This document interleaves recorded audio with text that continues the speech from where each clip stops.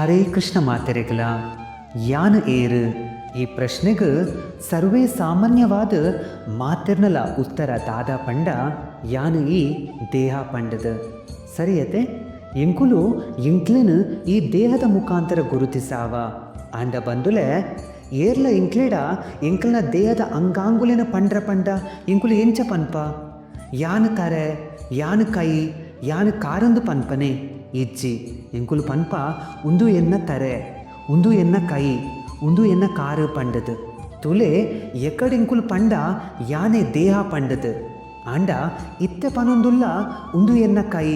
ಉಂದು ಎನ್ನ ತರೆ ಉಂದು ಎನ್ನ ಕಾರು ಪಂಡದು ಅಂಚಂಡ ಈ ಎನ್ನ ಪನ್ಪಿನ ಪಿರವುಡುಪ್ಪುನ ಆ ಚೇತನ ಏರು ಬಂದುಲೆ ಇನಿತಾತ ದಿನಕ್ಕೂ ಮಾನವ ಸಮಾಜ ಕಾಸು ಆಸ್ತಿ ಪುದರು ಸಂಪಾದನೆ ಮಲ್ಪುನೆಟ್ಟು ಭಗವಂತ ಶ್ರೀಕೃಷ್ಣ ದೇವರು ಕೊರ್ತಿನ ದಿನತ್ತ 24 ಗಂಟೆನ ವ್ಯಯ ಮಲ್ತೊಂದುಲ್ಲೇರು